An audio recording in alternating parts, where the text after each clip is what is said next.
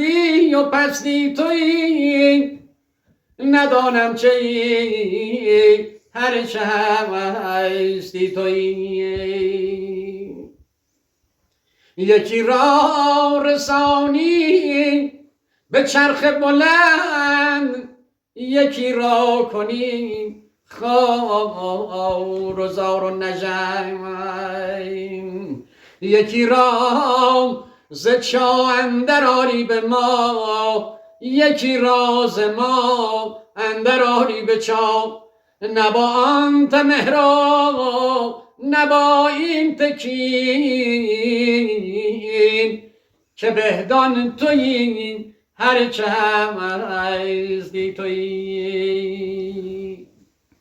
ستایش کنم ایزد پاک را،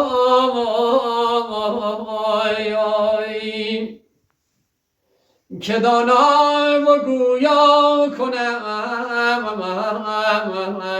خاک را. به موری دهد مالش نرشیر،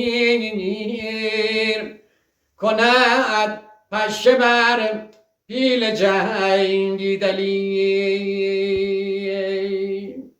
چنین است رسم سرای درشت، گهی پشت بزین و گهی زین به پشت. چنین است رسم سرای فریب، گهی بر تراز و گهی بر نشین. ای داده شکاریم یک سر همه پیش مرگ، سری زیر تاج و سری زیر ترگ. نماند بر این خاک جاوید و کس، تو را توش از راستی باد و بیز. یا بیا تا جهان را به بد نسپریم، به کوشش همه دست نیکی بریم.